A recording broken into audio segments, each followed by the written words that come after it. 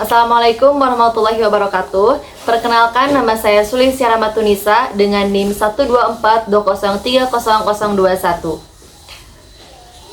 Video ini saya buat untuk memenuhi tugas akhir, tugas ulangan akhir semester mata kuliah Sejarah Peradaban Islam yang diampu oleh Dr. Haji Ratu Suntiah MAG, juga Dr. Fajar Farhan Hikam SSY MPD. Video ini berjudul tentang peristiwa Perang Badar. Perang Badar adalah perang besar pertama yang tercatat dalam sejarah panjang perjuangan Islam, yaitu perang yang terjadi antara kaum muslim Madinah melawan kaum kafir Quraisy Mekah. Perang ini terjadi pada tanggal 17 Ramadan tahun 2 Hijriah, sekitar tahun 624 Masehi, yang bertempat di lembah yang bernama Badar. Jika dilihat dari kalkulasi militer, perang ini tidak mungkin dimenangkan oleh kaum muslimin karena jumlah pasukan kaum muslimin saat itu yang dipimpin langsung oleh Rasulullah SAW berjumlah 313 orang dengan kekuatan dan perlengkapan senjata yang kurang memadai. Sedangkan jumlah pasukan kaum kafir Quraisy yang dipimpin langsung oleh Abu Jahal dengan pasukan sebanyak 1000 orang dan dilengkapi dengan 700 ekor unta serta 300 ekor kuda, juga perlengkapan senjata dan kekuatan militer yang dibilang cukup pada saat itu.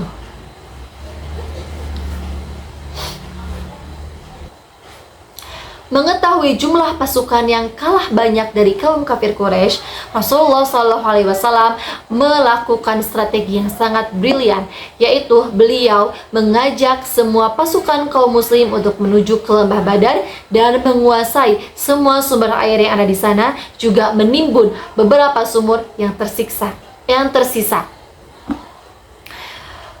Strategi tersebut berhasil mendikte kaum kafir Quraisy untuk melewati jalan menuju lembah Badar melalui jalan yang sudah ditentukan dalam strategi Rasulullah SAW.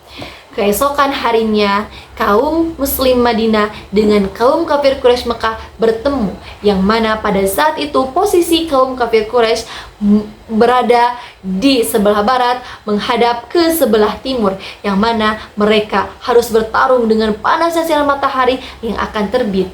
Dan hal tersebut termasuk ke dalam salah satu strategi Rasulullah SAW. Perang Badar ini tidak semata-mata terjadi begitu saja. Perang Badar ini diawali ketika Nabi SAW diusir oleh masyarakat Mekah.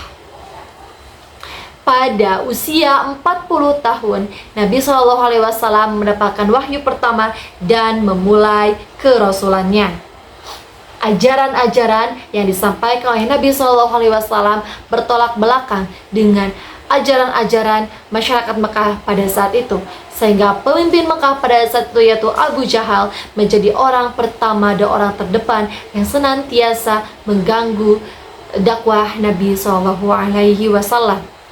Akan tetapi dia tidak berani melakukan perlawanan dan penolakan terhadap ajaran Nabi dengan tindak kekerasan yang melibatkan fisik.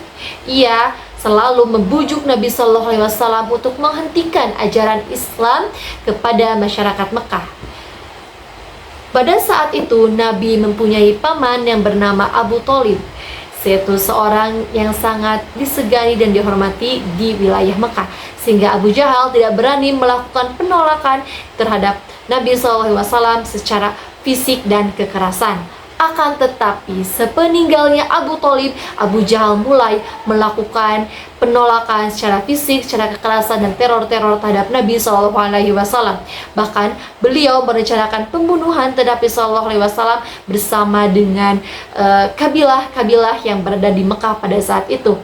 Akan tetapi dengan izin Allah Subhanahu wa Ta'ala, rencana tersebut gagal total karena yang mereka dapatkan ketika akan membunuh Nabi bukanlah Nabi, akan tetapi Ali bin Abi Thalib. Karena teror-teror tersebut, dengan izin Allah dan perintah Allah Subhanahu wa Ta'ala, Nabi SAW meninggalkan Mekah menuju ke Madinah. Perjalanan Nabi dari Mekah ke Madinah ini bersama dengan umat Islam yang pada saat itu sudah memeluk Islam dinamakan dengan sebutan hijrah. Setibanya di Madinah, Nabi Shallallahu Alaihi Wasallam diterima dengan gembira dan sukacita oleh kaum Islam di Madinah pada saat itu yang dinamai dengan sebutan kaum Ansor. Sedangkan orang-orang Islam yang ikut berhijrah dari Mekah ke Madinah bersama Nabi dinamakan dengan sebutan kaum Muhajirin. Kaum Ansor di Madinah menyambut Nabi dengan sangat gembira dan sukacita, juga menyiapkan berbagai keperluan Nabi dan umat muslim lainnya selama di Madinah.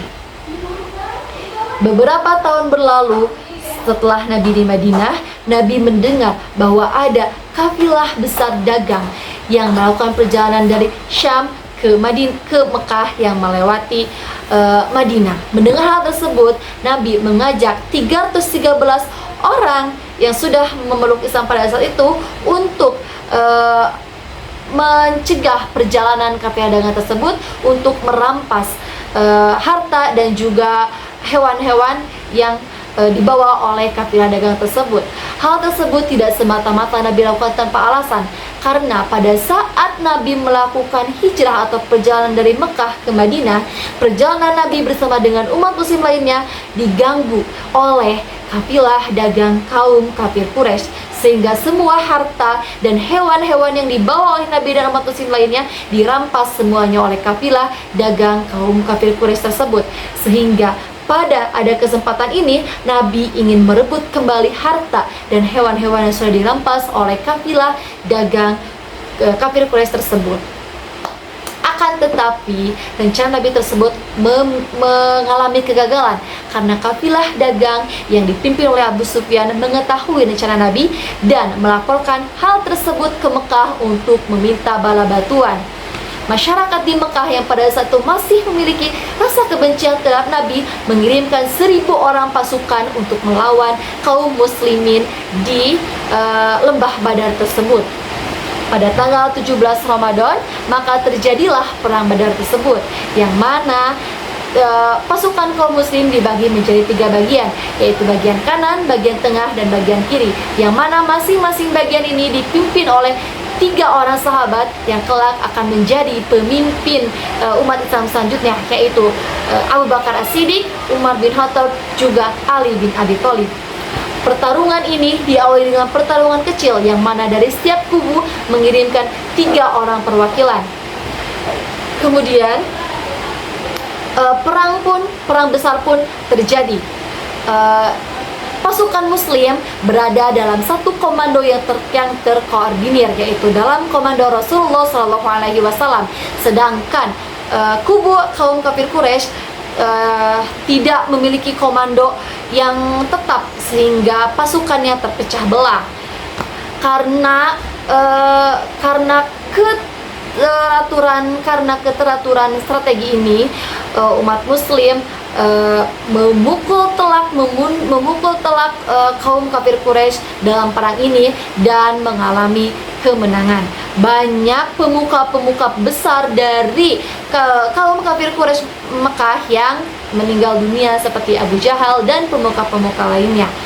Sedangkan kaum muslim mendapatkan kemenangan di perang Badar ini, yang mana menjadi pintu pertama dibukanya kemenangan Islam dan juga sejarah perjuangan Nabi SAW dalam mensyiarkan agama Islam.